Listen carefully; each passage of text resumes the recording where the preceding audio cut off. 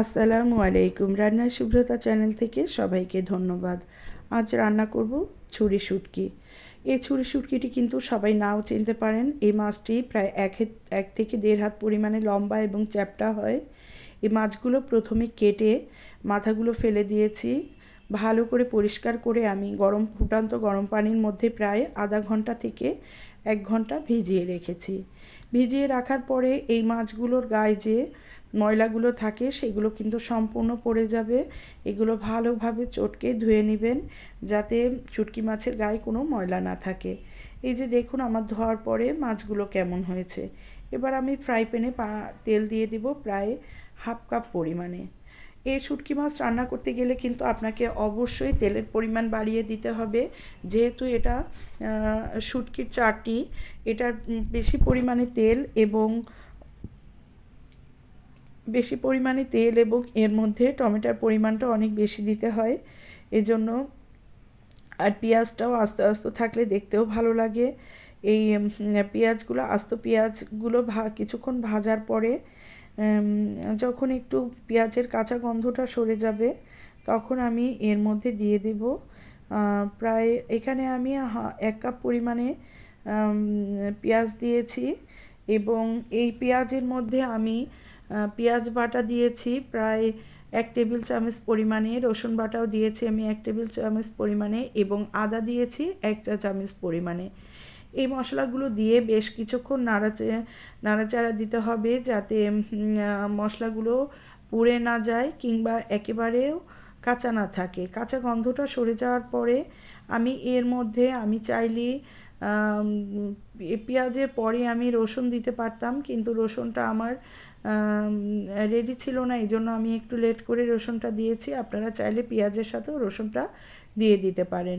রসুন, পেঁয়াজ এবং সব মশলা ভালোভাবে ভাজি হওয়ার পরে এর মধ্যে 1 চা চামচ পরিমাণে জিরার গুঁড়া, 1 চা চামচ পরিমাণে ধনিয়ার গুঁড়ো, 1 চা চামচ পরিমাণে ঝালের গুঁড়া ও 1 থেকে 1 টেবিল চামচ পরিমাণে আমি হলুদের গুঁড়া দিয়ে দিয়েছি আর পরিমাণ মতো লবণ দিয়ে দিয়েছি, দিয়ে ভালোভাবে কষিয়ে নিয়েছি। আর এখানে আপনারা এই শুটকিটা নেবেন হচ্ছে প্রায় 1 পোয়া পরিমাণে, শুকনা শুটকি 1 পোয়া পরিমাণে নিয়ে নেবেন। নিয়ে এর মধ্যে এই পরিমাণের মশলাগুলো ঠিক মতো দিবেন, তাহলে আপনার স্বাদটা কিন্তু ঠিক থাকবে। ভালোভাবে কষিয়ে নেওয়ার পরে আমি এর মধ্যে কিছু কাঁচা ঝাল দিয়ে দিয়েছি। আপনি চাইলে আরও কাঁচা ঝাল দিতে পারেন, তবে কাঁচা ঝালও কিন্তু শুটকির টেস্টটাকে বাড়িয়ে দেয়। এই যে দেখুন মশলাটা বেশ সুন্দর ভুনে এসেছে। এরপরে আমি এর মধ্যে দিয়ে দিব টমেটো কিন্তু আমি অনেক পরিমাণে দিয়েছি। এখানে আমি 1 পোয়া শুটকির জন্য প্রায় আমি আধা কেজি পরিমাণে টমেটো দিয়েছি। আপনাদেরকে একটা কথা বলেছি, এটা কিন্তু শুটকির চাটনি, এই জন্য আপনাকে অবশ্যই টমেটোর পরিমাণটা অনেক বেশি দিতে হবে, তা না হলে কিন্তু এই শুটকিটা অত বেশি টেস্ট হয় না। এবার টমেটোগুলো দিয়ে আমি ভালোভাবে কিছুক্ষণ নেড়েচেড়ে ঢেকে দিয়েছি। ঢেকে দেওয়ার পরে টমেটোগুলো যখন নরম হয়ে এসেছে তখন আমি খুন্তির সাহায্যে চেপে চেপে টমেটোগুলো ভেঙে দিয়েছি, ভেঙে মশলার সাথে ভালোভাবে মিক্সড করে দিয়েছি। এরপরে ভালোভাবে মশলাগুলো যখন ভুনা হয়ে গিয়েছে তখন আমি যে শুটকি মাছগুলো ধুয়ে রেখেছিলাম সেই শুটকি মাছগুলো দিয়ে আরও কিছুক্ষণ নেড়েচেড়ে ভালোভাবে কষিয়ে নিয়েছি, যাতে আপনার মাছ এবং মশলা একটা দারুণ কম্বিনেশন হয় এবং মশলাটা যেন খুব দারুণভাবে মিক্সড হয়ে যায়। আমি সেভাবে করে ভালোভাবে কষিয়ে ঢাকা দিয়ে রেখেছি প্রায় 5 মিনিট।